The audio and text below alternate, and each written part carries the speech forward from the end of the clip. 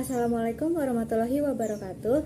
Selamat siang Bu Sriweti dan teman-teman sekalian. Perkenalkan, nama saya Felicia Aurora Jivanya Marpaung dari kelas 101 nomor absen 12. Pada video kali ini saya akan membuat video pembelajaran biologi bab 5 tentang perubahan dan pelestarian lingkungan hidup. Selamat menyaksikan. Saat ini di sejumlah wilayah, terutama di perkotaan dan wilayah industri, penduduk kesulitan mendapatkan air bersih dalam jumlah yang cukup untuk menunjang kehidupannya sehari-hari. Mengapa penduduk kesulitan untuk mendapatkan air bersih?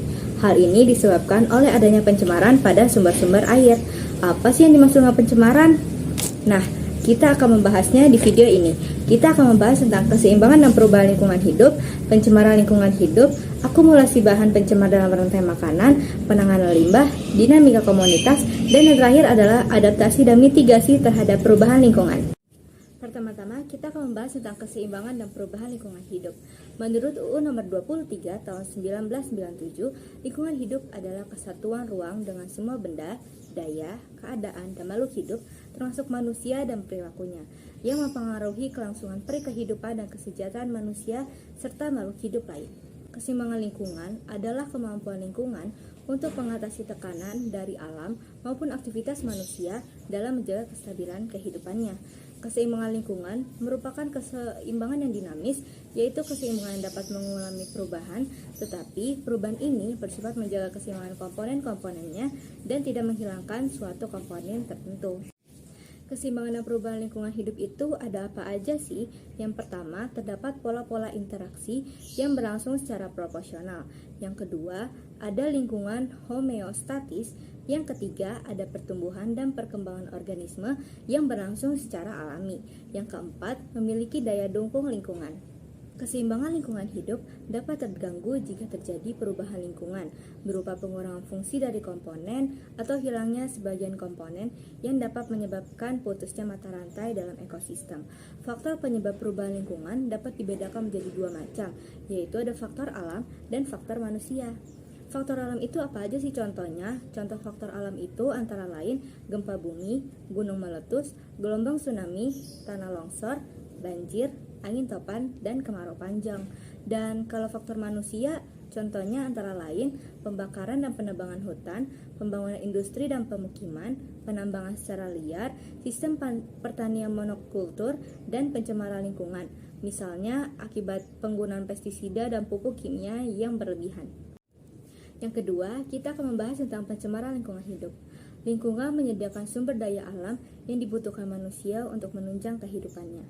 Namun, berbagai aktivitas manusia menghasilkan limbah yang sebagian besar tidak dikelola dengan baik dan dibuang ke lingkungan. Menurut Peraturan Pemerintah RI Nomor 18 Tahun 1999, limbah adalah sisa suatu usaha dan atau kegiatan. Terkadang limbah tersebut membahayakan kesehatan atau kehidupan manusia dan makhluk hidup lainnya. Lalu menurut UU nomor 23 tahun 1997 pasal 1 ayat 12, pencemaran lingkungan hidup adalah masuknya atau dimasukkannya makhluk hidup, zat, energi, dan atau komponen lain ke dalam lingkungan hidup oleh kegiatan manusia, sehingga kualitasnya turun sampai ke tingkat tertentu yang menyebabkan lingkungan hidup tidak dapat berfungsi sesuai dengan peruntukannya. Bahan penyebab pencemaran itu disebut polutan. Suatu lingkungan dikatakan tercemar apabila jumlah atau kadar polutan melebihi ambang batas sehingga menyebabkan menurunnya kualitas atau daya dukung lingkungan dan terganggunya kehidupan makhluk hidup. Pencemaran lingkungan hidup itu dibagi menjadi 4. Yang pertama ada pencemaran udara. Meningkatnya kegiatan industri atau penggunaan bahan bakar fosil untuk kendaraan bermotor menyebabkan semakin banyaknya polutan yang terbuang ke udara. Beberapa zat yang menyebabkan pencemaran udara adalah yang pertama karbon monoksida, yang kedua nitrogen oksida, yang ketiga klorofluorokarbon, yang keempat ozon, yang kelima karbon dioksida, dan yang terakhir adalah belerang oksida. Yang kedua ada pencemaran air. Masuknya makhluk hidup atau zat lain ke dalam air yang menyebabkan kualitas air menurun ketika tertentu sehingga tidak dapat berfungsi sesuai peruntukannya. Pengujian dilakukan menggunakan parameter, yaitu ada 3 parameter. Yang pertama, parameter fisik meliputi kandungan partikel padat, zat padat terlarut, kekaruhan, warna, bau, suhu, dan pH air. Yang kedua, ada parameter kimia meliputi BOD, COD, dan DO. Yang ketiga, ada parameter biologi, digunakan untuk mengetahui jenis dan jumlah mikroorganisme air yang dapat menyebabkan penyakit. Penyebab pencemaran air dapat berasal dari sumber langsung dan sumber tidak langsung. Sumber pencemaran langsung berupa buangan yang langsung dibuang ke badan air, misalnya sungai, saluran air, selokan, laut, dan danau. Lalu, pencemaran air itu diakibatkan oleh beberapa limbah. Yang pertama itu adalah limbah domestik, berasal dari perumahan, pusat perdagangan, perkantoran, hotel, rumah sakit, dan tempat umum lainnya. Yang kedua, ada limbah pertanian. Limbah dari kegiatan pertanian berupa pupuk, kimia, dan pestisida. Yang ketiga, ada limbah industri. Limbah industri ini berasal dari pabrik berupa bahan-bahan sisa yang mengandung logam, berat, berbahaya, dan beracun. Yang keempat, limbah pertambangan. Limbah yang berasal dari area pertambangan. Lalu yang ketiga ada pencemaran tanah. Pencemaran tanah dapat terjadi secara langsung atau tidak langsung. Pencemaran tanah secara langsung terjadi jika zat pencemar langsung mencemari tanah, misalnya dari penggunaan insektisida, fungisida, herbisida, DDT, dan pupuk kimiawi secara berlebihan. Sementara itu, pencemaran tanah tidak langsung terjadi melalui perantara air dan udara, misalnya limbah yang dibuang ke sistem perairan, ataupun zat sisa pembakaran dari pabrik dan kendaraan motor yang dibuang ke udara. Pencemaran tanah juga dapat disebabkan oleh limbah yang tidak mudah terurai, misalnya plastik, kaca, styrofoam, dan kaleng. Lalu pencemaran tanah memiliki dampak negatif, yaitu yang pertama mematikan organisme di dalam tanah, dan yang kedua mengganggu prosista dan kesuburan tanah. Yang keempat, ada pencemaran suara. Pencemaran suara adalah suara yang tidak diinginkan, mengganggu, dan merusak pendengaran manusia. Pencemaran suara dibedakan menjadi 4 macam, yaitu yang pertama, kebisingan impulsif. Kebisingan terjadi dalam waktu singkat dan biasanya mengejutkan. Contohnya, suara ledakan mercon, suara tembakan senjata, dan suara petir. Yang kedua, kebisingan impulsif kontinu. Kebisingan impulsif yang terjadi terus-menerus, tetapi hanya sepotong-sepotong. Contohnya, suara palu yang dipukulkan terus-menerus. Yang ketiga, ada kebisingan semi-kontinu. Kebisingan kontinu yang hanya sekejap, kemudian hilang dan muncul lagi. Contohnya, suara lalu lalang kendaraan bermotor di jalan dan suara pesawat terbang yang sedang melintas. Yang terakhir ada kebisingan kontinu. Kebisingan secara terus-menerus dalam waktu yang cukup lama. Hanya suara mesin pabrik, kebisingan jenis ini sering menjadi penyebab rusaknya pendengaran. Untuk menentukan tingkat kebisingan digunakan alat SLM atau Sound Level Meter. Ukuran kebisingan dinyatakan dalam satuan desibel atau dB.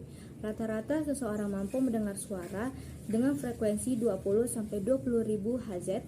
Kebisingan adalah suara dengan frekuensi di atas 80 desibel. Kebisingan dapat menyebabkan gangguan kesehatan. Tingkat gangguan tergantung pada tingkat kenyaringan suara atau tingkat kebisingan dan lamanya telinga mendengar kebisingan. Kebisingan juga menyebabkan gangguan psikologis seperti kesulitan berkonsentrasi dan gangguan fisiologis seperti sakit kepala.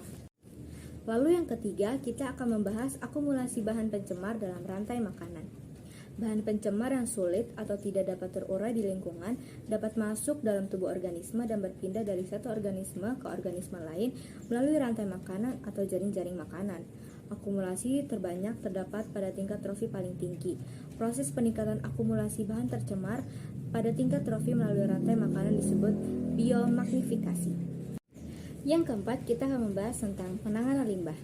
Penanganan limbah itu ada 4, yaitu penanganan limbah cair, penanganan limbah padat, penanganan limbah berbahan berbahaya dan beracun, dan penanganan limbah gas. Ada 2 pendekatan yang dapat dilakukan dalam penanganan limbah cair dan penanggulangan pencemaran air, yaitu pendekatan non-teknis dan pendekatan teknis.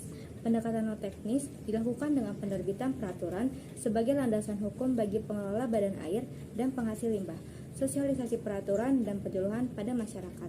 Pendekatan teknis dilakukan dengan penyediaan atau pengadaan sarana dan prasarana penanganan limbah, monitoring, dan evaluasi. Sisa penanganan limbah secara domestik itu ada 3 cara. Yang pertama, cubluk, berupa lubang yang di dinding, tidak kedap air di bagian atasnya dan dilengkapi dengan tutup. Yang kedua, tangki septik konvensional, berupa bak kedap air yang dilengkapi dengan pipa ventilasi dan lubang kontrol. Yang ketiga, tangki septik biofilter, yang terdiri atas bak pengendap, ruangan yang berisi media filter, seperti batu pecah, batu apung, ijuk dan kerikil, dan ruang resapan seperti kerikil, pasir, dan ijuk.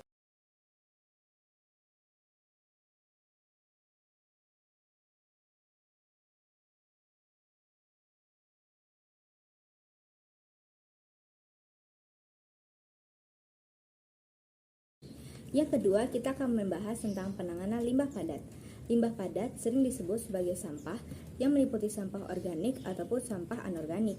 Berdasarkan sumbernya, limbah padat dikelompokkan menjadi limbah padat domestik dan limbah padat non-domestik. Apa sih itu limbah padat domestik? Limbah padat domestik itu adalah limbah padat yang berasal dari kegiatan rumah tangga, perkantoran, perdagangan, dan rumah sakit. Lalu, limbah padat non-domestik itu apa? Nah, limbah padat non-domestik itu adalah limbah padat yang berasal dari kegiatan pertanian dan perkebunan, industri konstruksi gedung, dan industri umum. Lalu, cara meminimalkan limbah padat itu gimana? Ada reuse, ada repair, ada reduce, replacement, reconstruct, recycle, refusal, reducibility, recovery. Dan cara penanganan limbah padat itu bagaimana sih? Yang pertama, kita bisa melakukan penimbunan tanah, penimbunan limbah padat dengan tanda secara berlapis, pembakaran, penghancuran, pengomposan, pemanfaatan sebagai makanan ternak. Yang ketiga, penanganan limbah gas. Limbah gas dapat berupa gas, embun, uap, kabut, awan, debu, haze atau partikel tersuspensi dalam tetesan air, dan asap. Penanganan limbah gas dapat dilakukan dengan menambahkan alat bantu seperti filter udara, pengendap silikon, filter basah, pengendap sistem gravitasi, dan pengendap elektrostatik. Yang keempat yaitu penanganan limbah bahan berbahaya dan beracun atau B3. Limbah bahan berbahaya dan beracun adalah bahan yang karena sifat, konsentrasi atau jumlahnya, baik secara langsung maupun tidak langsung, dapat mencemari atau merusak lingkungan hidup, serta membahayakan kesehatan dan kelangsungan hidup manusia beserta makhluk hidup lainnya.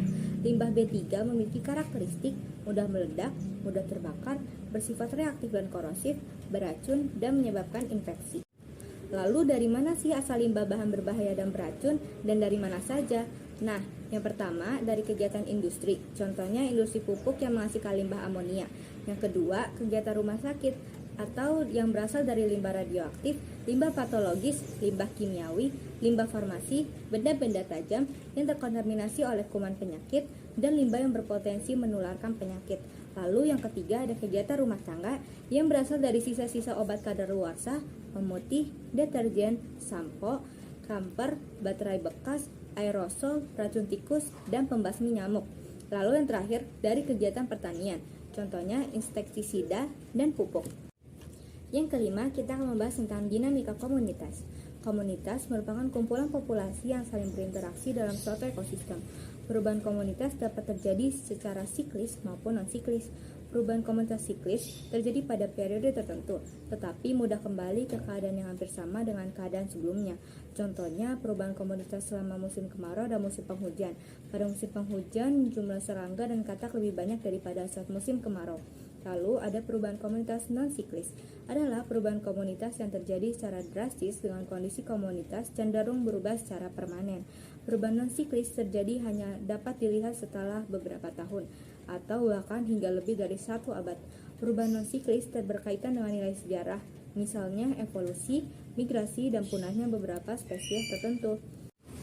Lalu ada suksesi. Suksesi adalah proses perubahan komunitas yang berlangsung secara lambat dan teratur dalam waktu yang lama, menuju ke satu arah hingga terbentuk komunitas yang lebih kompleks. Prosesi suksesi akan berakhir setelah mencapai komunitas yang stabil.